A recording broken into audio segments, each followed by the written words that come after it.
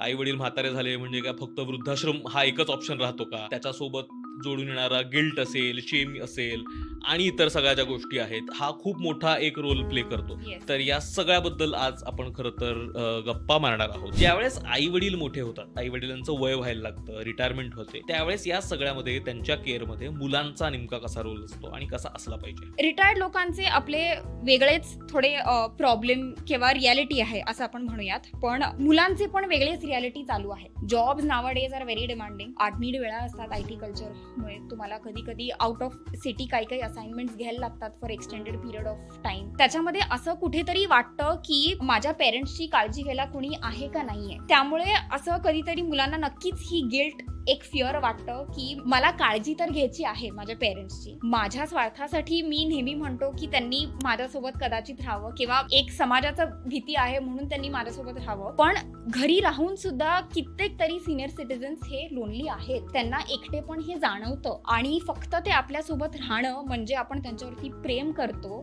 ही संकल्पना जरा थोडीशी शॅलो वाटते मला. आता कुठे जाऊन आपण मेंटल हेल्थ ह्या विषयावरती बोलायला लागलो आहोत. पण तरी सुद्धा we talk about mental health युवक लोकांसाठी किंवा तरुण लोकांसाठी. आपण कधीही सिनियर सिटीजन्सच्या मेंटल हेल्थ पर्यंत अजूनही नीट बोलत नाही. त्यांनाही लोनलीनेस घरी राहून वाटतो, आपल्या फॅमिली सोबत राहून वाटतो लोनलीनेस, डिप्रेशन. त्यामुळे त्यांना सुद्धा अशा एका सर्कलची, मित्र परिवाराची ही नक्की गरज आहे. त्यांच्या इंडिपेंडन्ससाठी, त्यांच्या डिग्निटीसाठी, त्यांच्या एंटरटेनमेंटसाठी मुलांनी काहीतरी करावं किंवा असे सगळे पर्याय ह्याच्याबद्दल डिस्कशन व्हावं असं मला नक्की वाटतं.